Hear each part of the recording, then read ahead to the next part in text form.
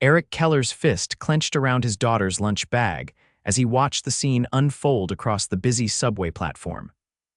A well-dressed woman with auburn hair was being cornered by two men in business suits, their body language aggressive, despite their polished appearances. At 32, Eric had seen enough harassment to recognize it instantly, even amid the morning rush-hour crowd that seemed determined to look away. "Lily, stay right here by this column, okay?" Eric knelt to his 7-year-old daughter's level, his worn work boots scuffing against the concrete floor. "Count to 60, and I'll be right back." Lily nodded solemnly, her small face serious beneath her messy ponytail. "I'll watch your toolbox, Daddy."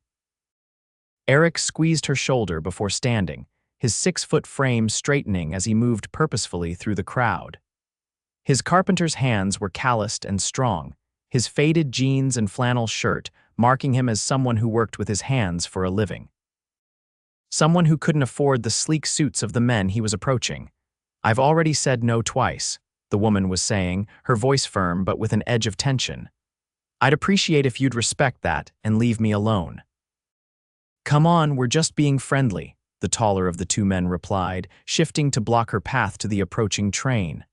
"How about we discuss it over drinks tonight? My car's waiting upstairs." Eric didn't hesitate. "Excuse me," he said, his deep voice cutting through the background noise of the station. The lady said no. Twice, apparently. All three turned to look at him. The woman's eyes widened slightly. They were a striking hazel, he noticed, while the two men sized him up with obvious disdain. "This is a private conversation," the second man said, his expensive watch glinting as he gestured dismissively.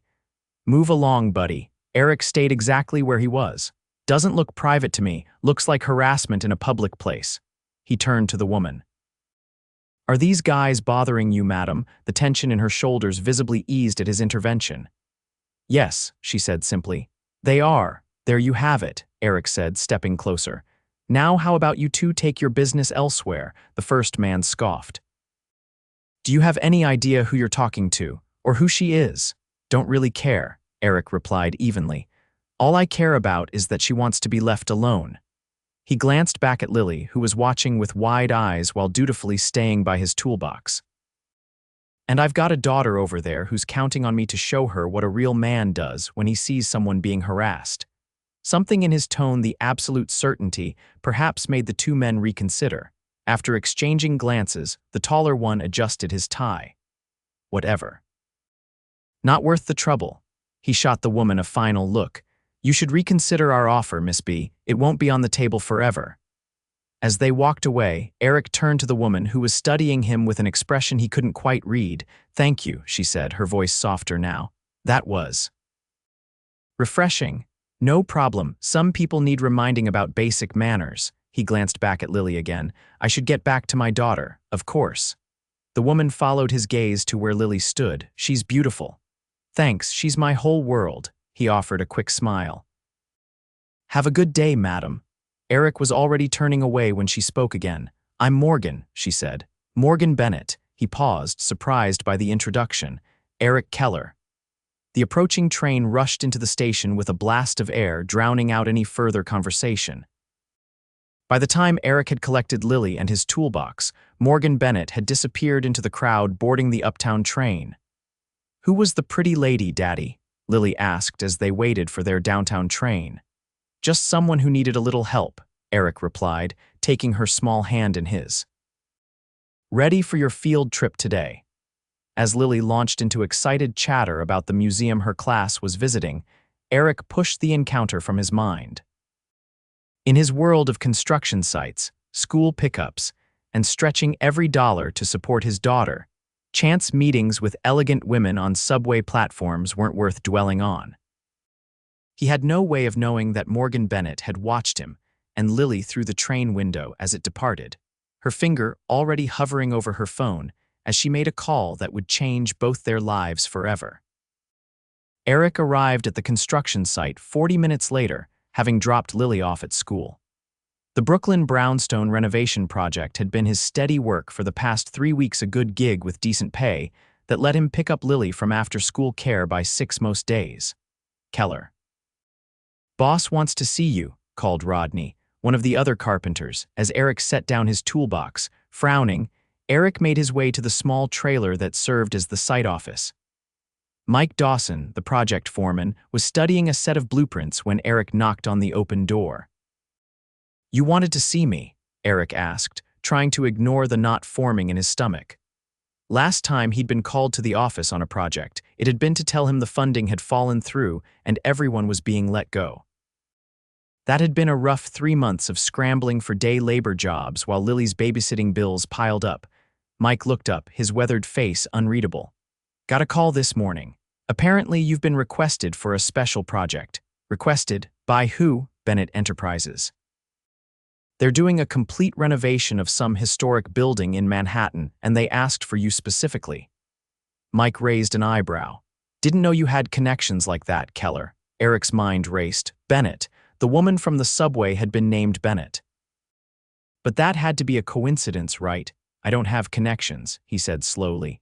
"What's the deal with this project?" Mike slid a business card across the desk. "Call this number. They're offering double your current rate, and it's a 6-month minimum contract." "I'd be a fool to try to keep you here for what we're paying." Eric stared at the embossed card.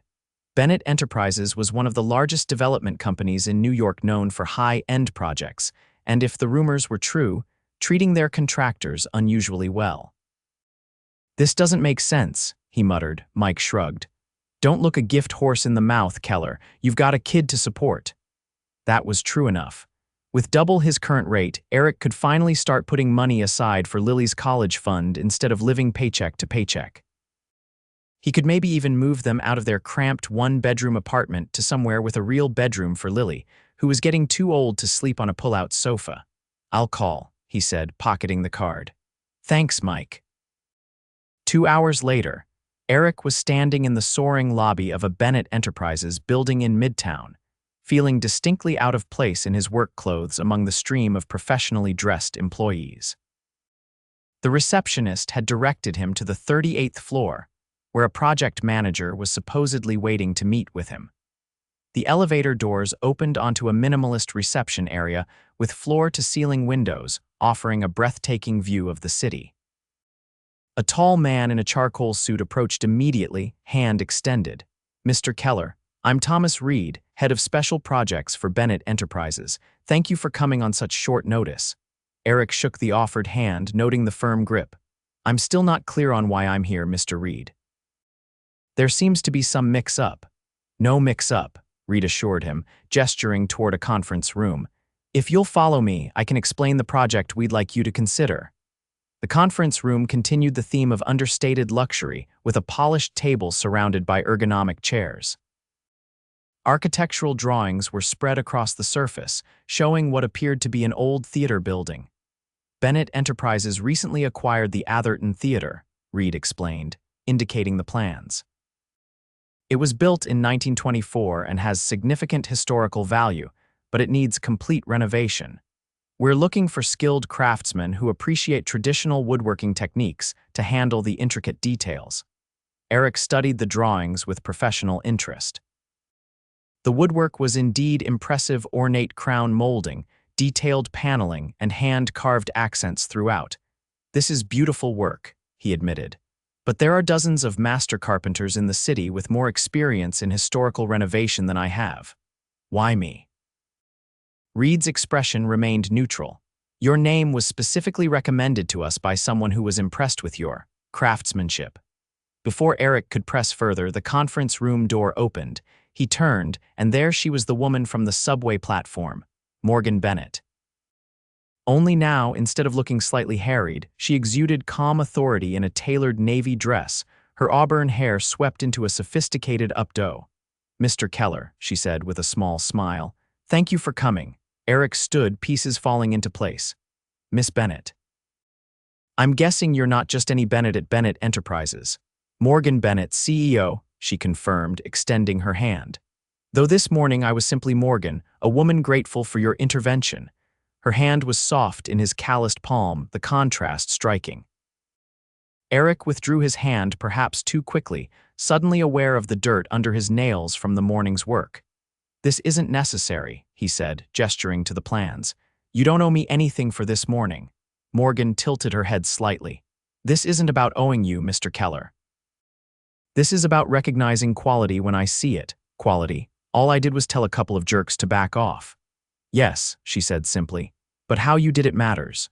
You were direct, respectful, and effective. You didn't escalate the situation unnecessarily, and you didn't expect anything in return. She moved to the table, glancing at the plans. I did a little research after our encounter. Your former employers speak highly of your integrity and craftsmanship. The foreman at your current site mentioned you're one of his most reliable workers, never late, meticulous about details. Eric shifted uncomfortably. You checked up on me. I did due diligence before offering you a significant contract, Morgan corrected. Bennett Enterprises is my family's legacy. I don't make decisions about it lightly. There was something in her direct gaze that made Eric believe her. This wasn't charity or misplaced gratitude, this was a businesswoman making a calculated decision.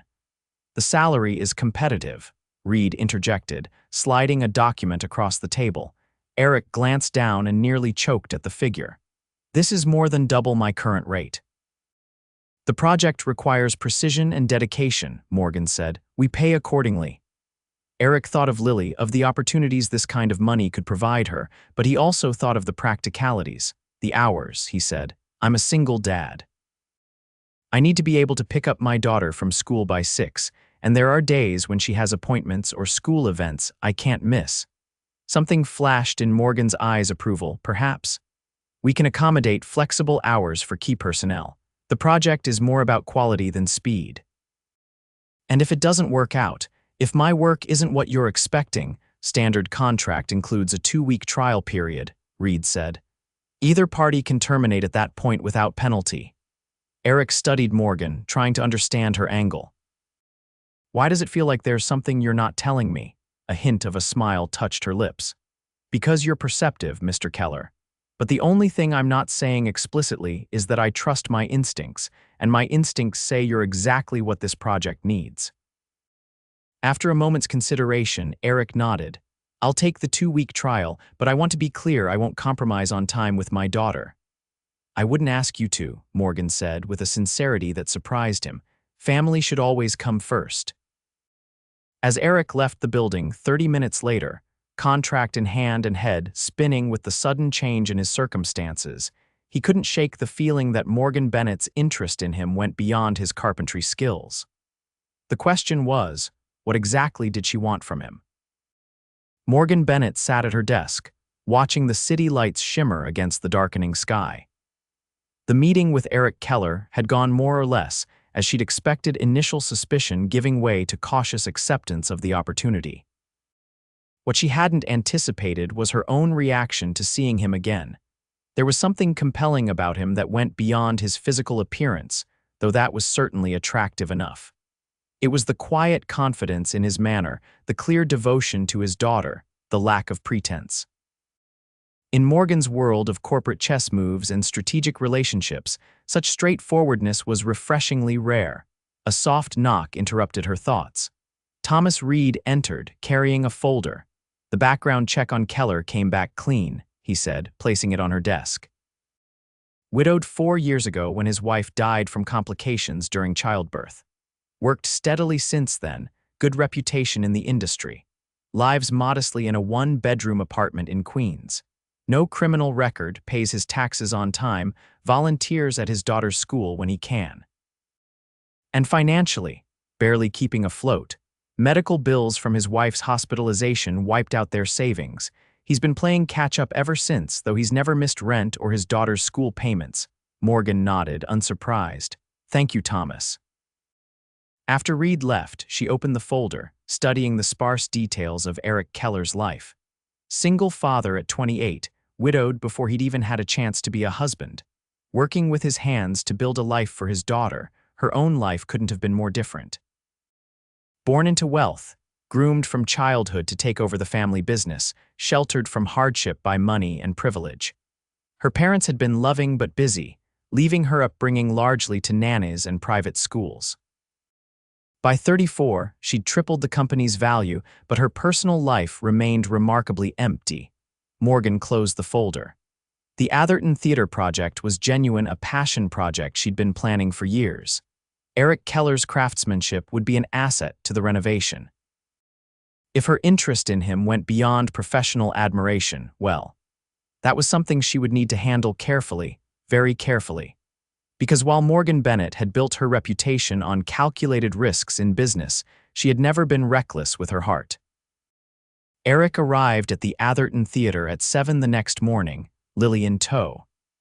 It was earlier than the crew was scheduled to start, but he wanted time to properly assess the building before diving in. The school had an unexpected teacher workday, which meant Lily would be spending the morning with him until her friend's mother could pick her up at noon.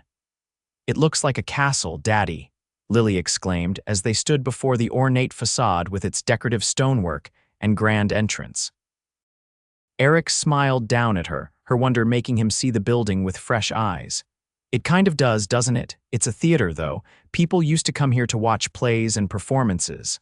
Like my school play." "Much fancier than that," Eric said, unlocking the temporary construction entrance with the key he'd been given. "But yes, same idea." Inside, the theater was a curious blend of faded grandeur and construction preparation. Scaffolding had already been erected in sections, and tarps covered areas where work had begun. But even in its current state, the breathtaking beauty of the original craftsmanship was evident. Eric set Lily up in a small cleared area with her backpack of books and activities, making sure she had snacks and her water bottle within reach. "Stay in this spot, okay? Some areas might not be safe." "I will," Lily promised solemnly. "Are you going to fix this whole place, Daddy?" "Not by myself," Eric laughed, "but I'll help fix some of the special wooden parts." He spent the next hour examining the detailed woodwork throughout the theater, making notes and taking measurements. The craftsmanship was extraordinary, the kind rarely seen in modern buildings. Restoring it properly would require patience and skill, and Eric felt a familiar excitement at the challenge. He was so absorbed in examining an intricately carved panel that he didn't hear the footsteps approaching until a voice spoke behind him.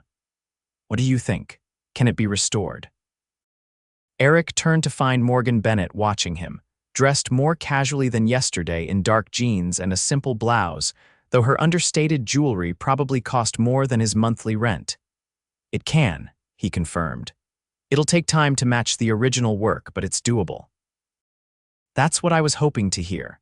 Her gaze shifted past him to where Lily was carefully coloring in a book. "You brought your daughter." There was no judgment in her tone, but Eric felt defensive anyway. "Unexpected school closure. She'll be picked up at noon. It won't affect my work." "I wasn't criticizing," Morgan said gently, "just observing." She walked toward Lily, stopping at her respectful distance. "Hello there." Lily looked up, her blue eyes so like her mother's widening slightly at the elegant woman addressing her. "Hello," she replied, with the careful politeness Eric had taught her. "I'm Morgan. I work with your dad now." "I'm Lily. I'm 7. She tilted her head. "You're the lady from the subway." Morgan's eyebrows rose slightly as she glanced at Eric. "You have a good memory." "Daddy said you needed help." He was right. "I did." Morgan knelt to be at Lily's level, genuinely interested rather than condescending. "What are you drawing?" Lily turned her coloring book. "It's supposed to be a princess, but I made her a scientist instead. See?" I gave her a lab coat over her dress and a microscope instead of a magic wand. Morgan's smile broadened. "That's brilliant. The world needs more scientist princesses." Eric watched the interaction with surprise. Most executives he'd encountered would have been irritated by a child at a work site or at best would have ignored her. Morgan seemed genuinely charmed by Lily. "Are you the boss here?" Lily asked Morgan directly.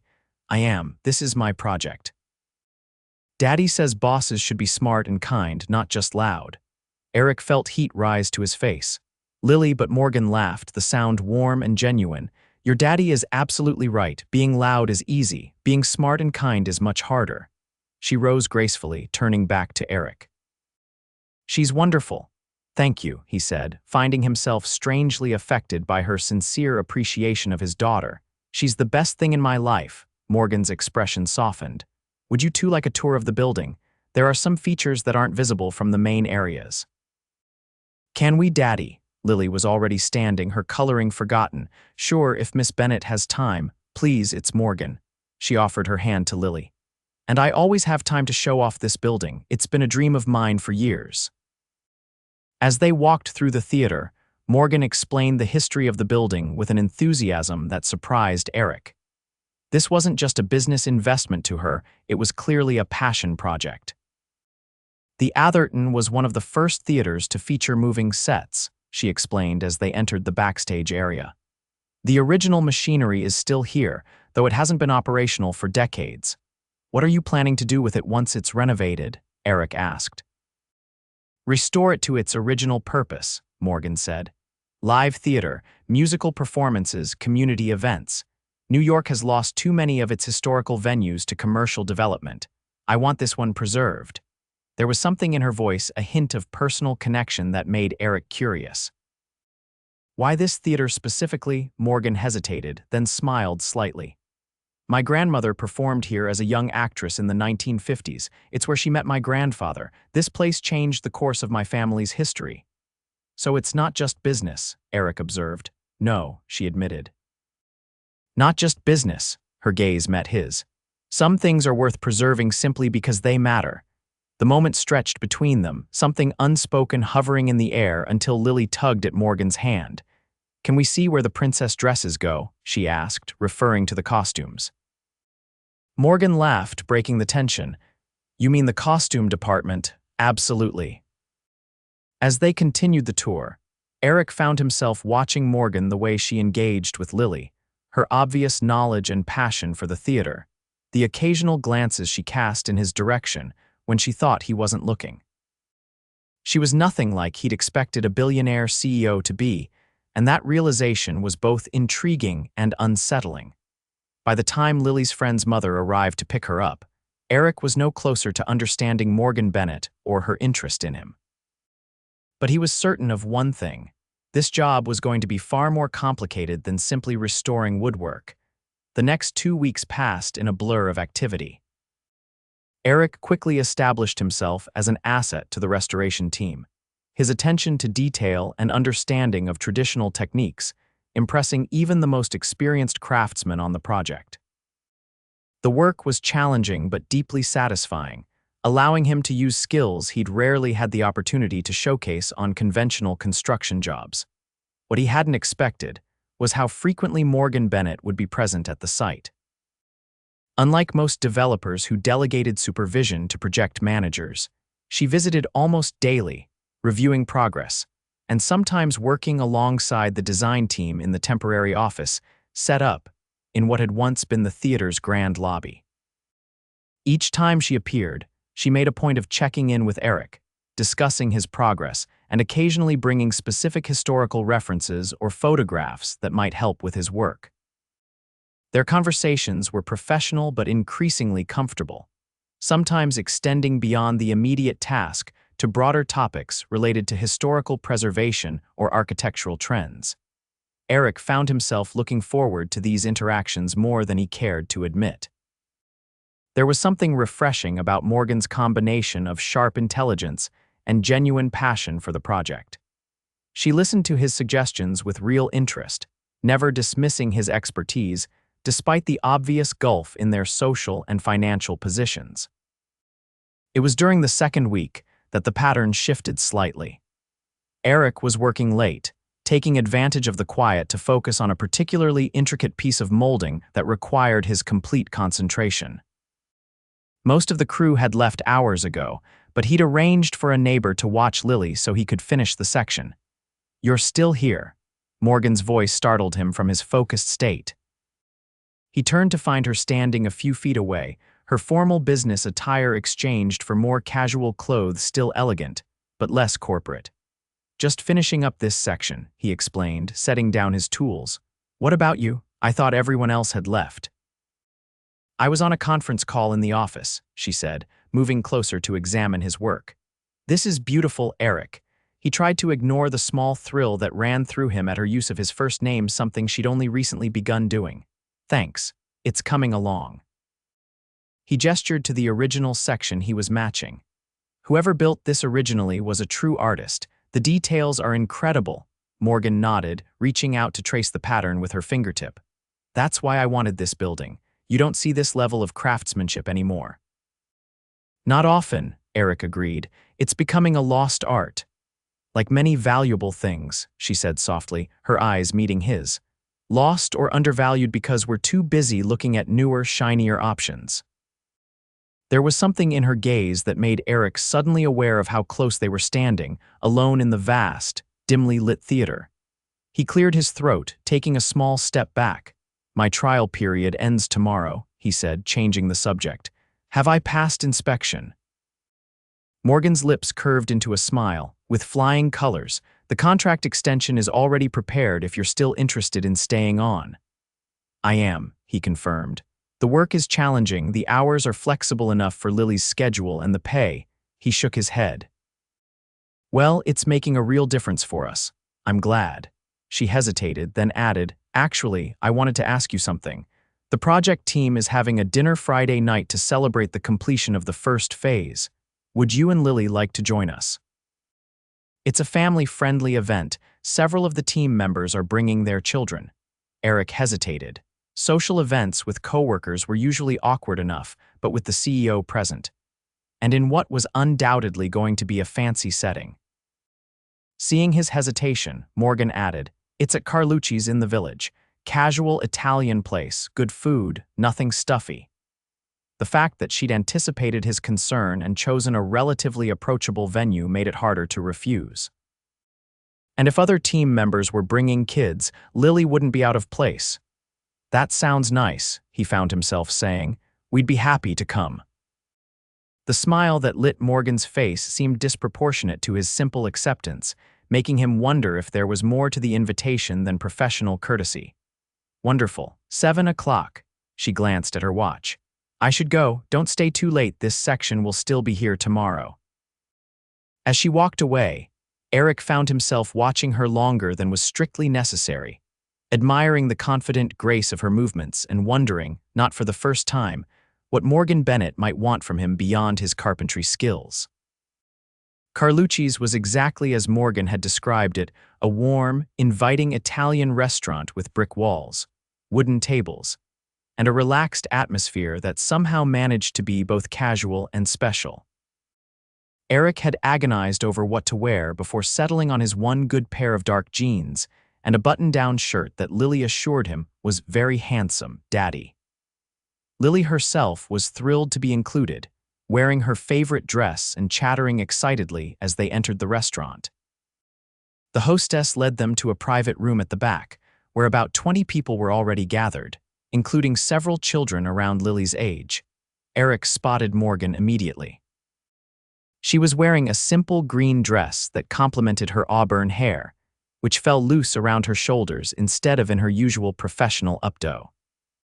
She was laughing at something Thomas Reed was saying, but her eyes found Eric's the moment he entered, her smile widening as she excused herself to greet them. Eric, Lily, I'm so glad you could make it. She knelt slightly to Lily's level. You look beautiful, Lily beamed. So do you. Green is my favorite color. Mine too, Morgan confided before straightening to address Eric. Everything is casual tonight. Find seats anywhere you like. Order whatever sounds good. This is a celebration, not a work meeting. True to her word, the evening progressed with a relaxed conviviality. The other team members were friendly, treating Eric as a valued colleague rather than the new guy. Lily quickly befriended the project architect's daughter, the two of them sharing a plate of spaghetti and giggling over some private joke. Eric was deep in conversation with one of the structural engineers when he felt a presence beside him. Morgan slid into the empty chair, 2 glasses of wine in hand. I hope Cabernet is acceptable, she said, offering him one. You seemed engaged, and I didn't want to interrupt to ask your preference. Cabernet is great, thank you. He accepted the glass, hyper-aware of her proximity. This is a nice tradition, the team dinner. I believe in recognizing milestones, she said, her gaze traveling around the room. Work is important, but so are the connections we make with each other along the way. Eric followed her gaze to where Lily was now teaching the architect's daughter some complicated hand-clapping game. Lily's having a great time, thanks for including her. Of course. Morgan's expression softened as she watched the children. She's an extraordinary little girl. You've done an amazing job with her, especially given the circumstances. Eric stilled. What circumstances? Morgan met his eyes directly. I know about your wife, Eric. That you've been raising Lily alone since she was born. He set his wine glass down carefully. Part of your due diligence on me? Yes, she admitted without apology. I research everyone I work with closely. And what else did your research tell you? That you've sacrificed a lot to give your daughter stability and love. That you've never missed a rent payment despite medical bills that would have bankrupted most people. That you volunteer at her school whenever you can, even though time is the one thing you have precious little of. Her voice softened. It told me you're a man of exceptional character, Eric. The directness of her assessment left him momentarily speechless. There was no pity in her eyes, only genuine admiration. You make it sound more noble than it is, he finally said. I just do what any parent would do. No, she shook her head slightly. Not every parent would. Believe me, I've seen enough to know the difference. Something in her tone suggested personal knowledge, and Eric found himself curious. What about your parents? What were they like? A flicker of surprise crossed her face, as if she wasn't often asked about herself. Loving but distant, very focused on the company, on legacy. I was raised largely by nannies and sent to boarding school at 12. She shrugged lightly. They provided everything money could buy, just not much of themselves. That sounds lonely. It was what it was, she said with practiced neutrality, but Eric caught the brief vulnerability in her eyes before she masked it. They did their best with the tools they had. Is that why the theater means so much to you? Because of your grandmother's connection to it? Morgan's expression warmed again. Partly. My grandmother was the one who actually spent time with me when I was young. She'd tell me stories about her days as an actress, about falling in love with my grandfather when he came backstage after one of her performances.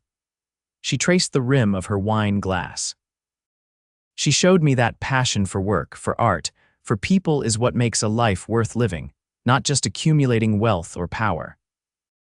Eric studied her face, seeing beyond the polished exterior to the woman beneath someone shaped by privilege, but also by certain kinds of absence. Someone who valued authenticity, perhaps, because it hadn't always been present in her own life. Is that why you stopped to thank me that day on the subway? Because it was authentic? I stopped because you did something most people wouldn't, she corrected. But yes, the way you did it without posturing or expectation that caught my attention. Before Eric could respond, Lily appeared at his side, yawning despite her obvious efforts to hide it. Daddy, I'm getting tired, she admitted reluctantly. Eric checked his watch, surprised to see it was already past 9. It is pretty late for you, pumpkin. I can call my driver to take you home, Morgan offered immediately. It's no trouble. Eric started to refuse out of habit. He was used to managing on his own, but the genuine desire to help in Morgan's expression stopped him, and Lily did look tired. That would be very kind, thank you. As Morgan made the arrangements with a quick phone call, Eric gathered their things and said goodbyes to the team members they'd been talking with. Within minutes, Morgan was escorting them outside to where a sleek black car waited at the curb. Your chariot, she said to Lily with a playful bow that made the tired girl giggle. Like Cinderella, Lily said, her eyes wide at the luxury vehicle. Except you get to keep both your shoes, Morgan replied with a wink. As the driver held the door open, Eric turned to Morgan. Thank you for tonight, for everything, really. Something shifted in her expression, a moment of decision. Eric, I've enjoyed getting to know you these past 2 weeks. I was wondering if perhaps you might like to have dinner sometime, just the two of us. The directness of the invitation surprised him, though perhaps it shouldn't have. Morgan Bennett didn't seem the type to play games or drop subtle hints. Are you asking me on a date? He clarified, wanting no misunderstanding. Yes, she said simply. I am. Eric hesitated, acutely aware of the vast differences in their lives, her wealth and position, his modest circumstances. And yet there was something between them, a connection that had been building since that moment on the subway platform. I'd like that, he found himself saying, very much. The smile that illuminated her face was worth any risk, any complication that might come with dating Morgan Bennett. Daddy, I'm really tired, Lily called from inside the car, breaking the moment. "You should go," Morgan said. "We can talk details next week." As the car pulled away from the curb, Lily leaned against his side, half asleep already. "I like her, Daddy," she murmured. "She smiles with her eyes, not just her mouth." Out of the mouths of babes, Eric thought, realizing his perceptive daughter had captured exactly what made Morgan different from other women he'd met, since becoming a widower, her genuine nature that shone through despite her polished exterior. What he didn't yet know was how complicated their lives would become as their two worlds began to merge. Their first official date was the following Friday, a dinner at a small, tucked-away French bistro, where, Morgan assured him, no one would recognize her or care if they did. Eric had arranged for Lily to have a sleepover with her best friend, giving them the luxury of an evening without time constraints. Morgan arrived at the restaurant a few minutes after Eric, apologizing for her tardiness. "Board meeting ran long," she explained as he held her chair. "I nearly pulled rank and walked out, but that would have created more problems than it solved." "I'm just glad you made it," Eric said honestly. In the plain black dress she wore, with minimal jewelry and her hair simply styled, she looked less like a corporate titan and more like any other beautiful woman out for dinner. It put him more at ease, though he was still acutely conscious of his borrowed sports jacket and the watch that had been his father's, his one nice accessory. If Morgan noticed the disparity in their attire, she gave no sign of it. Instead, she seemed genuinely interested in him, asking questions about his work before the Atherton project, his approach to carpentry, his life with Lily. "You never remarried," she observed as they lingered over dessert, "or dated much from what you've said." "No time, really," Eric admitted. Between work and Lily, there aren't many hours left in the day. And to be honest, most women aren't exactly excited about a package deal with a grieving widower and a baby. "Their loss," Morgan said, her directness catching him off guard again. "Lily is wonderful, and grief is simply the price we pay for having loved deeply. Neither makes you less, they make you more." Eric studied her across the table. "You speak from experience," a shadow crossed her face. "My parents died in a plane crash 5 years ago. It was unexpected." "I'm sorry," he said, resisting the urge to reach for her hand. "That must have been incredibly difficult." It was, especially because our last conversation had been an argument about the company's direction. She shook her head slightly. Classic Bennett stubbornness on both sides. "What were you arguing about?" Eric asked, curious about what could create such tension between family members who worked together. "The soul of the company, essentially. My father believed in expansion at all costs, more properties, more profits. I wanted to focus on quality over quantity, on projects with meaning and community impact." Her fingers traced patterns on the tablecloth. "After they died, I could have continued his strategy. The board would have supported it. But instead, I chose to honor what I believed in, what my grandmother had taught me about leaving a legacy that matters, like the Atherton." "Yes," she smiled softly, "like the Atherton, a place with history and heart, not just investment potential." Eric found himself moved by her passion, by the conviction that had led her to forge her own path despite what must have been enormous pressure to conform. "That takes courage," he said, "standing by your beliefs when everyone expects something different." "Sometimes I think it's just stubbornness," she admitted with a self-deprecating smile. "But thank you for seeing it as courage." As the evening progressed, Eric felt the last of his reservations about their differences beginning to dissolve. Beyond her wealth and position, Morgan was simply a woman with her own struggles and dreams, her own insecurities and strengths. A woman he was finding increasingly difficult to resist. When they finally left the restaurant, the night air was cool and clear. Morgan's driver was waiting, but she made no move toward the car. "Would you like to walk for a while?" she asked. "There's a small park a few blocks from here. It's quite pretty at night." They strolled side by side, close but not quite touching, their conversation flowing easily from work to books to favorite places in the city. In the small park, fairy lights twinkled in the trees, creating a magical atmosphere that felt removed from the bustle of Manhattan just beyond its borders. "I've lived in New York my whole life and never knew this place existed," Eric admitted as they paused on a footbridge over a small pond. That's what I love about this city, Morgan said, leaning against the railing beside him. It's always hiding little pockets of beauty in unexpected places. Their eyes met, and Eric felt the tension that had been building all evening crystallize into something tangible. Without overthinking, he leaned in and kissed her a gentle, questioning kiss that she answered by stepping closer, her hand coming up to rest against his chest. When they finally broke apart, Morgan's eyes were bright in the dim light. "I've been wanting to do that since the theater," she confessed. "Just since then," Eric teased lightly. "I've been thinking about it since you walked into that conference room in your navy dress." She laughed, the sound unguarded and genuine. "And I thought I was being so professionally detached." "You were," he assured her. "I'm just observant." As they walked back toward the waiting car, hand in hand now, Eric knew they were crossing a line that would complicate both their lives. But the feel of her fingers intertwined with his made the risk seem worth taking. What he didn't anticipate was how quickly their worlds would collide. The headline splashed across the tabloid the following Monday was jarring.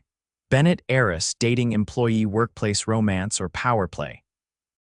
Beneath it, a grainy photo showed them kissing on the bridge, Morgan's face clearly recognizable despite the dim lighting. Eric stared at the newspaper one of the crew members had brought to the site, his stomach dropping. They had been so careful, chosen a restaurant away from the financial district, walked in a quiet neighborhood, but apparently not careful enough. "Keller," Thomas Reed's voice cut through his thoughts. "Miss Bennett would like to see you in the site office, immediately." The murmurs and looks from the other workers followed Eric as he made his way to the temporary office. Inside, Morgan was pacing, her professional mask firmly in place though he could see the tension in her shoulders. "You've seen it, I presume," she said without preamble, "just now." He closed the door behind him. "Morgan, I'm sorry, don't apologize," she interrupted. "This isn't your fault, it's the price of being a Bennett in this city. Every move scrutinized, every relationship dissected for ulterior motives." She stopped pacing, facing him directly. "But I'm concerned about how this affects you and Lily." Eric hadn't even thought that far ahead yet. "Lily, how would this affect her?" "Paparazzi have no boundaries, Eric. They'll dig into your background, possibly try to photograph Lily at school. They'll twist our relationship into something tawdry because that sells papers." Her voice was clinically detached, but he could see the genuine worry in her eyes. "I should have been more careful. I know how this works." "So what now?" he asked, trying to process the implications. "We just stop seeing each other." Morgan's expression softened. "Is that what you want?" "No," he said immediately, "but I need to protect Lily." "I understand that. It's one of the things I admire most about you." She stepped closer. "My PR team is already managing the story. We can issue a simple statement confirming that we're seeing each other, emphasizing that our personal relationship developed after your professional qualifications were established. Then we refuse further comment. And that works. Sometimes," she admitted. "When there's no scandal to uncover, the media eventually loses interest. But I won't lie to you, Eric dating me comes with scrutiny. If that's too much for you and Lily, I will completely understand." There was vulnerability beneath her composed exterior, a fear of rejection that surprised him. This powerful woman who commanded a corporate empire was worried he would walk away because of a tabloid story. "I'm not easily scared off," he said, moving close enough to take her hand. "But I need to talk to Lily, explain things in a way she'll understand. She comes first." "Of course she does." Morgan squeezed his hand. "Take the rest of the day. We'll talk tomorrow." That evening, after careful consideration, Eric sat Lily down for a simplified version of the situation. They were at the small kitchen table in their apartment, sharing the spaghetti dinner he'd prepared. "Remember, Miss Bennett from the theater project," he began. Lily nodded, twirling pasta around her fork. "I like her. She's pretty and she knows about scientist princesses." Eric smiled despite his nervousness. "Yes, she is and she does. Well, Miss Bennett, Morgan and I have become friends." "Actually, more than friends. We went on a date last Friday." "Like a girlfriend date?" Lily asked, her eyes widening with interest.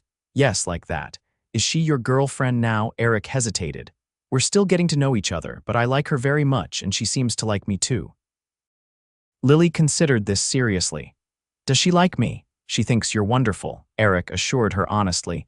Then it's okay if she's your girlfriend, Lily decided. As long as we can still have our daddy-daughter movie nights, relief flooded through Eric. Nothing would ever change that, Pumpkin, but there's something else I need to explain. He chose his words carefully. Morgan's family is very famous in New York. They own a lot of buildings and businesses. Sometimes people take pictures of her and write stories about her in newspapers. Lily's brow furrowed, like a movie star, sort of, and now that we're spending time together, they might write about me too, maybe even about you. He watched her face for signs of distress.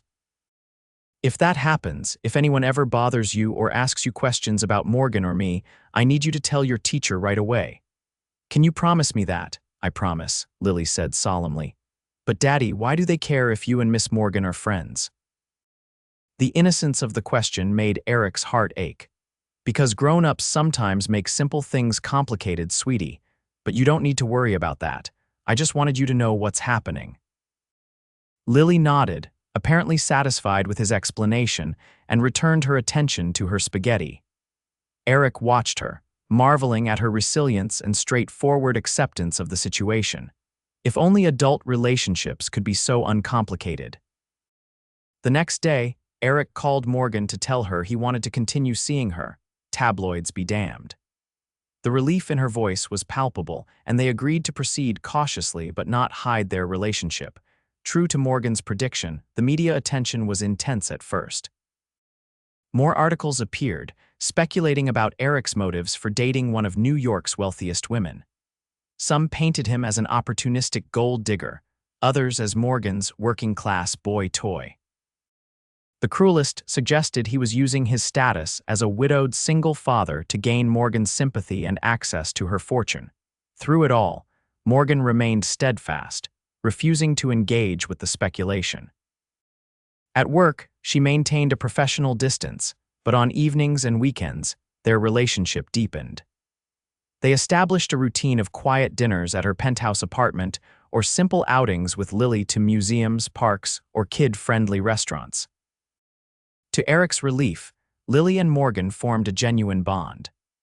Morgan never tried to replace Lily's mother, a woman she'd never known, but instead created her own relationship with the child, based on shared interests and mutual respect. She introduced Lily to the wonders of Broadway shows, took genuine interest in her school projects, and sometimes joined their movie nights. Happily sitting through animated films while sharing the popcorn, Lily insisted on making the proper way in a pot on the stove. 3 months into their relationship, as spring warmed into summer, the renovation of the Atherton Theater was progressing beautifully. Eric's work had expanded beyond the initial scope, with Morgan asking him to oversee all the historical woodwork restoration. The promotion came with another raise and even more flexible hours, allowing him to be more present for Lily while still challenging his craftsmanship. It was a Sunday afternoon when everything shifted again. Morgan had invited them to her apartment for lunch, something that had become a regular occurrence. Lily was in the guest bedroom Morgan had set up specially for her, complete with art supplies and books, taking a nap after their meal. Eric and Morgan stood on her terrace, overlooking Central Park, the summer breeze gentle against their skin. I have something I want to discuss with you, Morgan said, an unusual hesitancy in her voice. That sounds serious, Eric replied, turning to face her.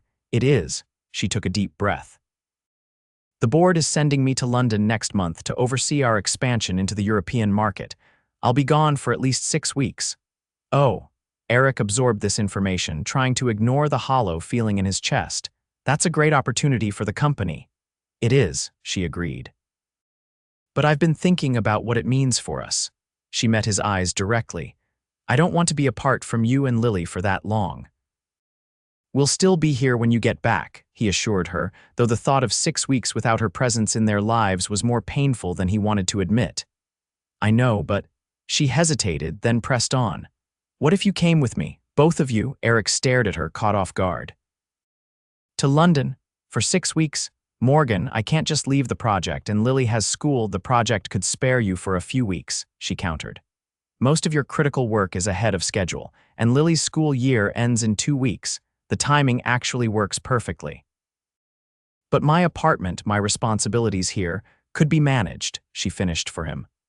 I'm not suggesting we abandon everything on a whim, Eric. I've thought this through.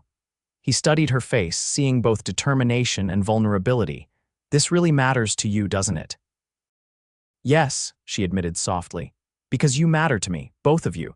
These past months have shown me what I was missing in my life: real connection, family, love without conditions or expectations. She took his hands in hers. I love you, Eric. I think I have since that day on the subway platform when you stood up for a complete stranger without expecting anything in return. The declaration left him momentarily speechless. They'd been moving steadily toward deeper commitment, but neither had yet spoken those words aloud. I love you too, he said finally, the truth of it settling in his chest with warm certainty.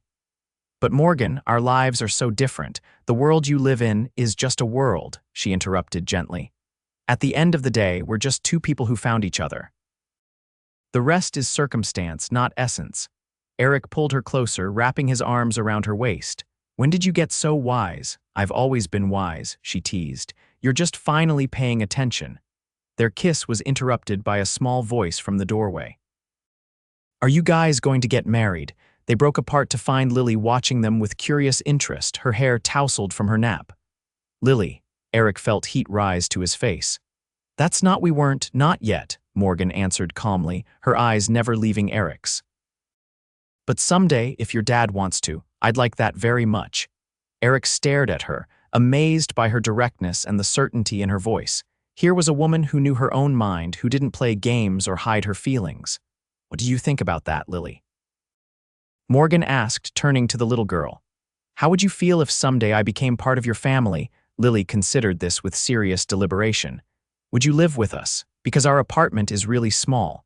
Morgan laughed, the sound bright and genuine. We'd figure something out together. And could I still call you Morgan? Because I already had a mom, even if I don't remember her.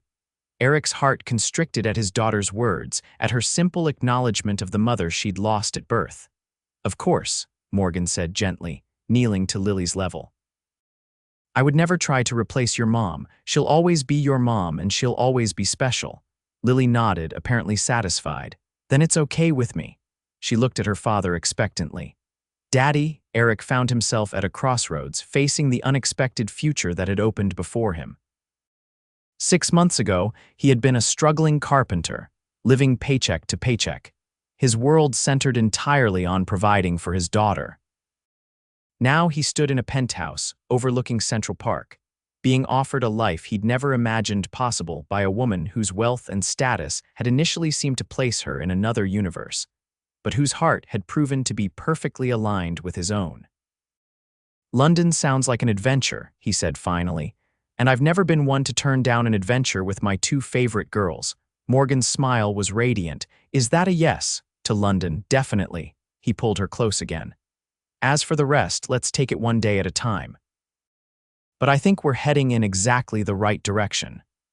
As Lily cheered and threw herself into their embrace, creating a 3-person hug, Eric marveled at the unpredictable turns life could take.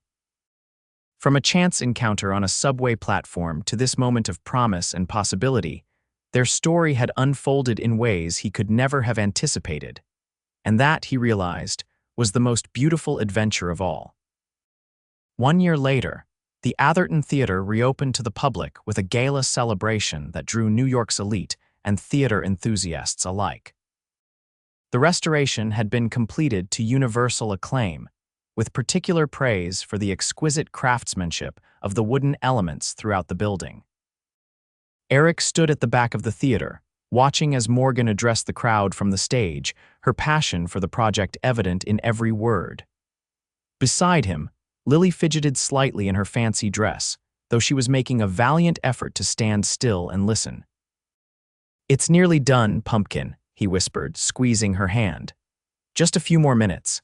As Morgan concluded her speech to enthusiastic applause, she sought them out in the crowd, her smile brightening when she found them.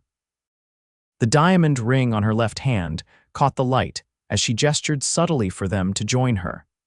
Eric guided Lily through the crowd to the side stairs that led to the stage. As they reached Morgan, she took both their hands, surprising the audience by bringing her personal life into the spotlight she typically avoided. "I'd like to introduce two people who made this project even more special," she said into the microphone. "My fiancé, Eric Keller, whose extraordinary craftsmanship you see throughout this theater, and Lily, who has given us both invaluable design input along the way." The crowd applauded politely, though Eric could see the curiosity in many faces. The tabloids had eventually moved on to other stories, but their relationship still occasionally made the society pages, particularly after their engagement had been announced 3 months ago. As the formal program concluded and guests began to mingle, moving toward the lobby for champagne and hors d'oeuvres, Thomas Reed approached them with a smile. "Congratulations on all fronts," he said, shaking Eric's hand. "The work is magnificent, and I hear the London office still hasn't recovered from Lily's charm offensive during your stay last summer." Lily grinned at the compliment. "I learned to say please and thank you in British," she informed him seriously. "Very impressive," Reed agreed with equal seriousness.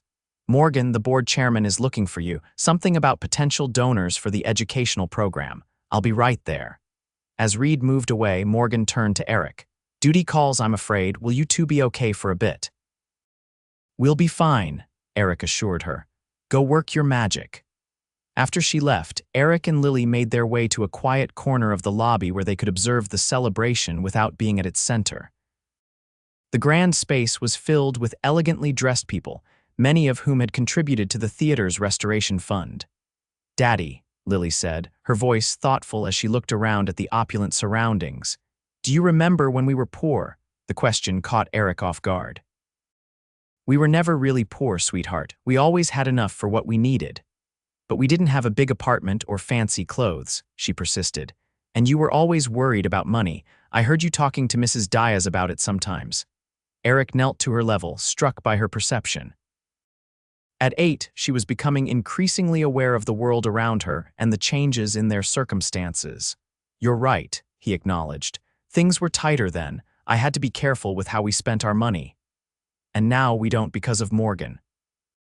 "That's part of it," Eric said carefully. "I also have a better job now that pays more. But yes, Morgan has made many things possible for us."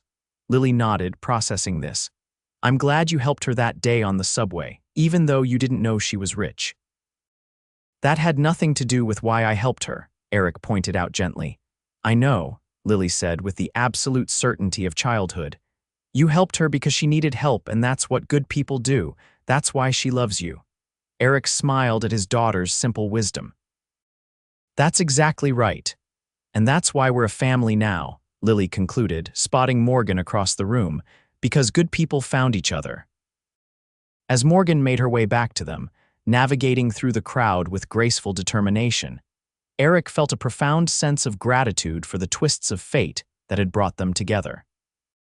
From that chance encounter on a subway platform to this moment of celebration, their journey had been unexpected but perfect in its own way. Morgan reached them, slipping her hand into Eric's with a familiarity that still thrilled him. "Ready to escape," she murmured. "I've done my official duties, and there's ice cream in the freezer at home." "Ice cream," Lily's eyes lit up. "You've created a monster," Eric teased, though he was equally ready to trade the gala for their cozy evening ritual. "I regret nothing," Morgan declared, winking at Lily. "Some traditions are sacred." As they slipped out through a side entrance where Morgan's driver waited, Eric reflected on how seamlessly their lives had merged despite their different backgrounds. They'd found a spacious but unpretentious brownstone in Brooklyn, close enough to Lily's school that she could still attend with her friends. Morgan had adapted to family dinners and homework supervision with unexpected enthusiasm. While Eric had gradually become comfortable in the corporate world, she sometimes needed him to enter. They'd built something neither of them had quite expected to find: a partnership based on mutual respect and genuine love, uncomplicated by the external factors that might have kept them apart. Later that evening, after Lily was asleep and they sat together on their terrace overlooking the quiet Brooklyn street, Morgan rested her head against Eric's shoulder. Happy, he asked, pressing a kiss to her hair. Completely, she confirmed. The theater is finished, the educational program is funded, and I'm marrying the most remarkable man I've ever known in exactly 3 weeks. 3 weeks and 2 days, he corrected with a smile. Not that anyone's counting, Morgan laughed softly. Lily reminded me this morning that I still need to practice my princess wave for the wedding photos. She takes her job as flower girl very seriously, Eric agreed, though I think she's more excited about the honeymoon trip to Disney World than the actual ceremony. Smart girl. All the celebration, none of the stress. Morgan's fingers intertwined with his. Have I told you lately that defending my honor on that subway platform was the best thing anyone's ever done for me? Once or twice, Eric teased, though I still maintain it was just basic human decency. It was more than that, Morgan insisted. It was a moment of pure integrity, and it changed everything. As they sat together in comfortable silence, watching the city lights shimmer against the night sky, Eric reflected on the extraordinary journey that had brought them to this point. From a poor dad defending a stranger from harassment, to finding a love that transcended social barriers and expectations, his life had transformed in ways he could never have imagined. But through all the changes, the improved circumstances, the public attention, the new opportunities, the most important things had remained constant. His devotion to Lily, his commitment to living with integrity, and now, his love for the remarkable woman who had seen his true worth from the very beginning. Sometimes, Eric realized, the most unexpected encounters led to the most perfect destinations. And in the end, that was the greatest adventure of all.